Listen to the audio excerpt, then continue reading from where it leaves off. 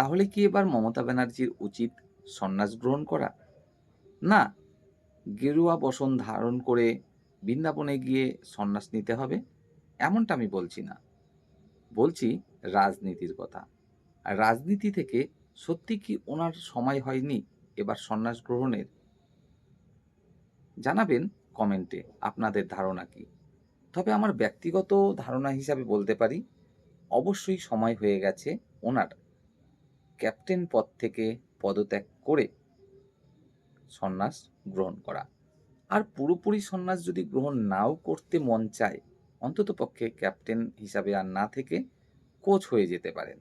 হ্যাঁ, কোচ হিসাবে পিছন থেকে কিন্তু দলকে পরিচালনা করতে পারেন।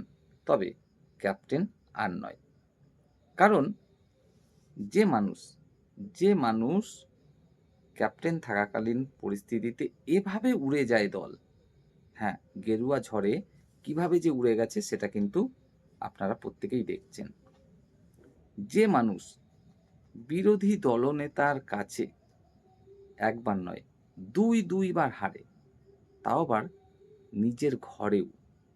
ভবানীপুর নিশ্চয়ই টিএমসির গড় বলতে পারি আমরা। কারণ এখান থেকেই কন্টিনিউ মমতা ব্যানার্জি কিন্তু ভোটে দাঁড়ান প্রতিবার এবং জয়লাভ করেন। সেখানেও যদি বিরোধী দলনেতার কাছে হারতে হয়, তাহলে সত্যিই কি তার আর সম্মান থাকে? আবারও তার ভোটে লড়াই করার বা রাজনীতি করার? না, জানি না উনি কি চিন্তাভাবনা করছেন। তবে ব্যক্তিগত ধারণা হিসাবে বলতে পারি, ক্যাপ্টেন থাকার কিন্তু ওনার সত্যিই আর কোনো রকম মর্যাদা থাকলো না। টিএমসি হেরেছে, ঠিক আছে মেনে নিলাম। টিএমসি ভালো কাজ করেনি, মানুষ সেটা মনে করেছে এবং টিএমসির বিরুদ্ধে ভোট দিয়েছে। মানছি।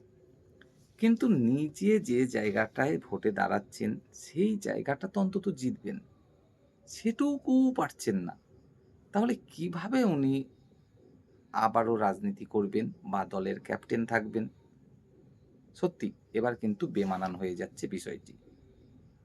তাই হয়তো মমতা ব্যানার্জির উচিত এই মুহূর্তে দলের অন্য কোনো নেতার হাতে ব্যাট তুলে দিতে বা ক্যাপ্টেনের দায়িত্ব দিয়ে দিতে, যে এবার থেকে ভাই তোমরা দলকে পরিচালনা করো, নতুনভাবে লড়াইয়ের প্রস্তুতি নাও এবং দলকে নতুনভাবে দাঁড় করাও।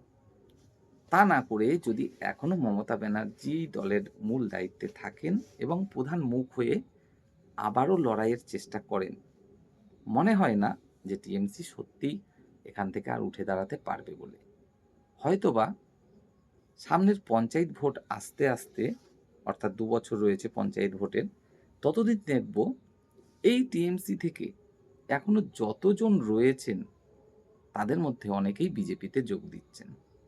হয়তো টিএমসির অবস্থা আরও খারাপ হতে চলেছে।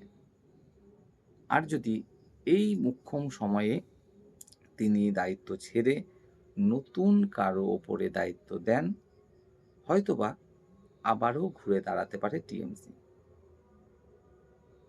না, তবে সেটা যে খুব একটা সহজ তা নয়।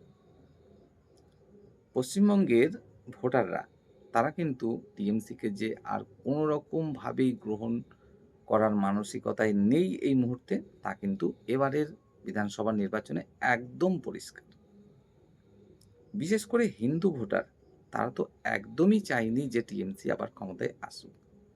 বিজেপি কিন্তু অবশ্যই সফলতা অর্জন করেছে এই বিষয়টাতে যে টিএমসি ক্ষমতায় আসলে হিন্দুদের অবস্থা খুবই খারাপ হতে চলেছে, ঠিক যেমন বাংলাদেশে হিন্দুদের সাথে হচ্ছে। এটা কিন্তু বিজেপি পশ্চিমবঙ্গের হিন্দু ভোটারদের মাথায় ঢুকিয়ে দিতে পেরেছে একদম সফলভাবে। আর তারই পরিণতি কিন্তু এই ২০২৬-এর বিধানসভা নির্বাচনে টিএমসির এরকমভাবে পতন। হ্যাঁ, অবশ্যই সেটা থেকে বেরোনোর রাস্তা ছিল টিএমসির হাতে, কিন্তু টিএমসি তো সেটা করেনি। মুখ্যমন্ত্রী থাকাকালীন অবস্থায় মমতা ব্যানার্জি তো সেসবের ধার ধারেননি। নিজেই নিজের পায়ে কুড়ুলটা মারলেন। কেন ভাই? মুর্শিদাবাদে যখন হিন্দুদের উপরে নির্যাতন চলছিল, আমি জানি, আমি মানি যে পুরো মুসলিম সমাজের মানুষ এর পিছনে দায়ী নয়। তবে যারা এই নির্যাতনগুলো চালাচ্ছিল তারা তো নিজেদেরকে মুসলিম বলে দাবি করছিল এবং সেই দায় তো গিয়ে পড়ছিল পুরো মুসলিম সমাজের ঘাড়ে। কেন আপনি অ্যাকশন নিলেন না? আপনি তো নিজে ছিলেন পুলিশ মন্ত্রী। কেন সেখানে পুলিশ কর্মচারী যারা তাদেরকে টেবিলের তলায় গিয়ে লুকোতে হবে? কারো দোকানে বা ঘরে গিয়ে পালিয়ে লুকোতে হবে প্রাণ বাঁচানোর জন্য? কেন? তাহলে পুলিশের যে খাকি ড্রেস তার মর্যাদা কোথায় থাকলো? নিশ্চয়ই আপনাদের নির্দেশ ছিল তেমনটাই যে না, তোমরা সেখানে কোনো অ্যাকশন নেবে না। শুধুমাত্র দাঁড়িয়ে, দাঁড়িয়ে তামাশা দেখবে। না হলে তোমার চাকরি চলে যাবে। এরকম নিশ্চয়ই নির্দেশ ছিল। না হলে পুলিশ পারে না একটা অশান্তি থামাতে? এটা আমি কখনো মানি না। তো যাই হোক, কিছু মুসলিম সমাজের মানুষজনের কারণেই কিন্তু হিন্দু সমাজের মানুষজন এটা মেনে নিয়েছে যে হয়তোবা মুর্শিদাবাদে হিন্দুদের উপরে যে নির্যাতনটা চালানো হয়েছে তার জন্য দায়ী পুরো মুসলিম সমাজ। আর এর এর এই যে ঘটনাটা ঘটেছে তার জন্য মূলত আমি মনে করছি মমতা ব্যানার্জি সেই সময় পুলিশ মন্ত্রী থাকাকালীন পরিস্থিতিতেও তিনি অ্যাকশন গ্রহণ করেননি এবং সেই বিষয়টাই বিজেপি মুখ্য হাতিয়ার হিসাবে ব্যবহার করতে পেরেছে এবং হিন্দু ভোটারদের মাথায় ঢোকাতে পেরেছে যে হ্যাঁ, যদি মমতা ব্যানার্জি আবারও মুখ্যমন্ত্রী হিসাবে ফিরে আসেন তাহলে হিন্দুদের অবস্থা ঠিক বাংলাদেশের হিন্দুদের মতোই হতে চলেছে। অবশ্যই সফলতাও পেয়েছে বিজেপি। তো যাই হোক, মমতা ব্যানার্জি যিনি একটা সময় কংগ্রেসে ছিলেন, সেখান থেকে বেরিয়ে নতুন রাজনৈতিক পার্টি তৈরি করলেন। তিলে, তিলে দলটাকে গঠন করলেন। শেষে রাজত্বও করলেন ১৫ খানা বছর। ১ বছর ২ বছর নয়, ১৫ খানা বছর রাজত্বও করলেন। তারপরেও তিনি যে কোনোরকমভাবে বুঝতেই পারলেন না যে মানুষজনের কাছে তাদের দলের গ্রহণযোগ্যতা দিন, দিন এত দ্রুত গতিতে হারাচ্ছে। এটা সত্যিই কিন্তু বিস্ময়কর। বর্তমান ভারতে যতজন রাজনীতিবিদ রয়েছেন, মমতা ব্যানার্জি কিন্তু তাদের মধ্যে ১ম সারির একজন। এটা আপনাকে মানতেই হবে। হতে পারে আপনি বিরোধী কোনো রাজনৈতিক দলের সমর্থক হতে পারেন। আপনি বিজেপি করতে পারেন, কংগ্রেস করতে পারেন, সিপিএম করতে পারেন, করতে পারেন।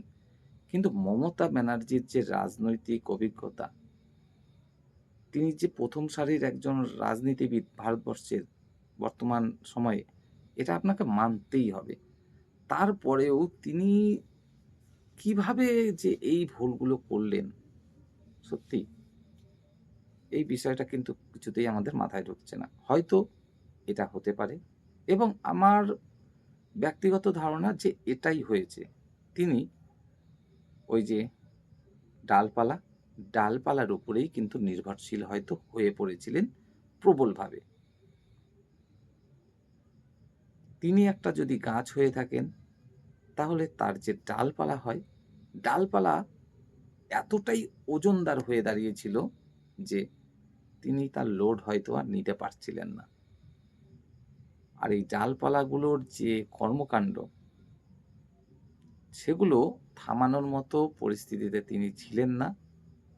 তিনি এই বিষয়টা নিয়ে ভীত ছিলেন যে হয়তো এই ডালপালাদের বিরোধিতা করলে তার পতন নিশ্চিত।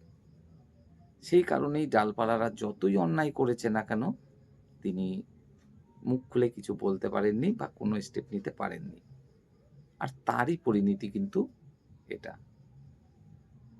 তো যাই হোক, মমতা ব্যানার্জি শেষ মুহূর্তে এসে এরকমভাবে যে বিদায় নিতে হবে হয়তো কখনো কল্পনা করেননি। হয়তো তিনি এটাই ভেবে নিয়েছিলেন যে আমি যতদিন অন্তত আছি, ততদিন অন্ততপক্ষে টিএমসি নিশ্চিতভাবে ক্ষমতায় থাকতে চলেছে। অর্থাৎ চতুর্থবারের মতো আমি মুখ্যমন্ত্রী হতে চলেছি। তিনি হয়তো শেষ মুহূর্তে কিছুটা দাম্ভিক হয়েও পড়েছিলেন।